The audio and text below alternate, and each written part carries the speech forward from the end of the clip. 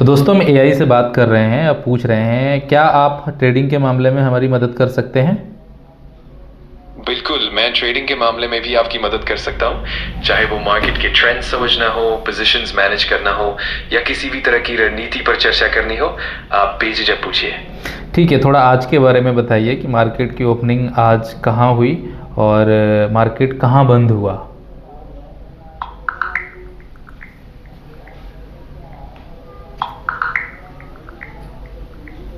आज निफ्टी 50 लगभग 25,088 अंक पर बंद हुआ, जो 1.06% की बढ़त दिखाता है, और सेंसेक्स करीब 81,680 अंक पर बंद हुआ, जिसमें 1.17% की उछाल रही। मार्केट की शुरुआत थोड़ी कमजोरी के साथ हुई, लेकिन बाद में रिकवरी हुई और 25,000 अंक के ऊपर बंद हुआ। आज के लिए सपोर्ट जोन लगभग 24,800 से 24,900 के बीच है, और आने वाले समय में मार्केट में बेहतर माहौल देखने को मिल सकता है। कल बजट के दिन मार्केट में एक बहुत बड़ी गिरावट देखने को मिली। उस गिरावट की रिकवरी कब तक पॉसिबल है, मार्केट में कितना समय लग सकता है। मार्केट की रिकवरी कई फैक्टर्स पर निर्भर करती है, जैसे कि सरकारी नीतियां, ग्लोबल मार्केट के ट्रेंड्स और निवेशकों का भरोसा। आमतौर पर अगर बजट के बाद की गिरावट अस्थायी थी तो 1 से 2 हफ्तों में धीरे धीरे रिकवरी देखने को मिल सकती है, लेकिन अगर कोई स्ट्रक्चरल या लॉन्ग टर्म इश्यूज है तो रिकवरी में ज्यादा समय लग सकता है। अभी के लिए अगर मार्केट की परिस्थितियां सकारात्मक रहती है तो आने वाले कुछ हफ्तों में अच्छी रिकवरी की उम्मीद की जा सकती है। ठीक है, मैं एक बहुत ज़रूरी मुद्दे पे बात करना चाह रहा हूँ। कल निफ्टी 50 की एक्सपायरी है, कल मंगलवार है, 3 तारीख है, तो क्या आप इसमें हमारी कुछ मदद कर सकते हैं।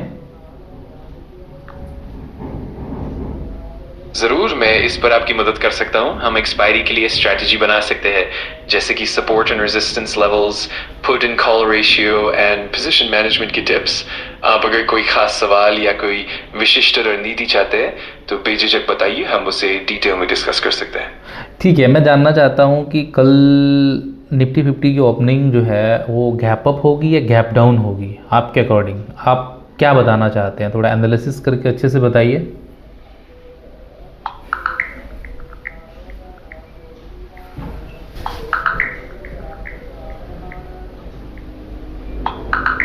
कल के लिए निफ्टी 50 की ओपनिंग में गैप अप की संभावना थोड़ी ज्यादा है, और उम्मीद है कि शुरुआती गैप लगभग 100 से 200 अंक का हो सकता है। शुरुआती 15 से 30 मिनट में मार्केट 25,150 से 25,250 के बीच रह सकता है। हालांकि बजट के बाद टैक्स बढ़ने की वजह से कुछ जोखिम भी है, और अगर मार्केट जल्दी गिरता है तो गैप फिल भी हो सकता है। कुल मिलाकर एक हल्की रिकवरी की उम्मीद है, लेकिन ध्यान रखना जरूरी है।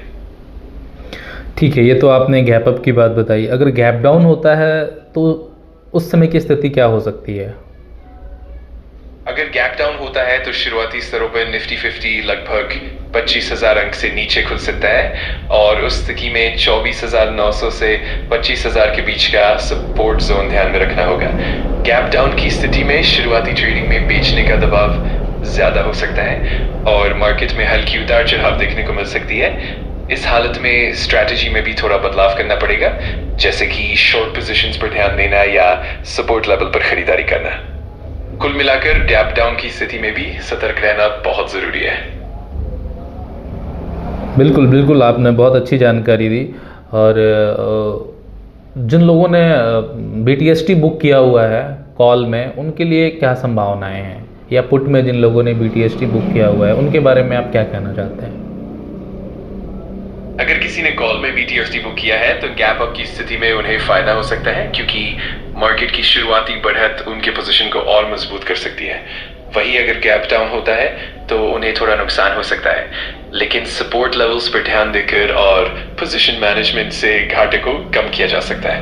वहीं जो लोग पुट में BTST रखते हैं उन्हें गैप डाउन की स्थिति में फायदा हो सकता है, क्योंकि मार्केट नीचे आएगा तो उनके पोजीशन की वैल्यू बढ़ेगी, लेकिन अगर गैप अप होता है तो पुट की वैल्यू कम हो सकती है।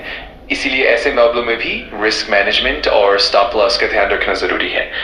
कुल मिलाकर दोनों ही पोजीशंस के लिए मार्केट के मूवमेंट पर नजर रखना और सही समय पर फैसला लेना बहुत महत्वपूर्ण है। बिल्कुल, मुझे आपकी बातों से बहुत संतुष्टि मिली, लेकिन लास्ट में मैं आपसे एक बात पूछना चाहता हूं कि आपका पर्सनल व्यू क्या है। मार्केट अधिकतर चांस गैप अप की तरफ है या गैप डाउन की तरफ है।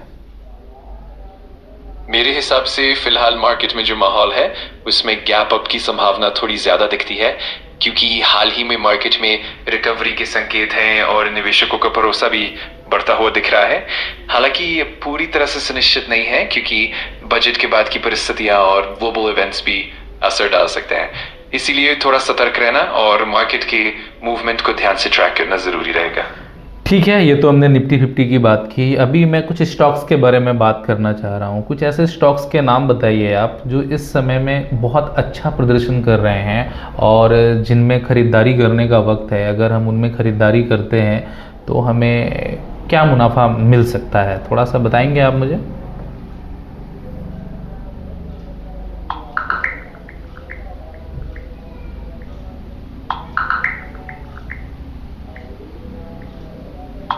अभी के समय में कुछ स्टॉक्स जो अच्छा प्रदर्शन कर रहे हैं उनमें बैंकिंग सेक्टर के स्टॉक्स जैसे एसबीआई और power grid corporation of India शामिल है।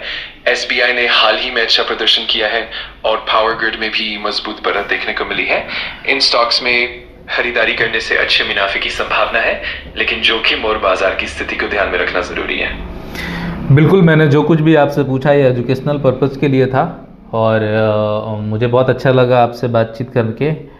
आशा करता हूँ आगे भी आप हमारी इसी तरह से मदद करेंगे। धन्यवाद।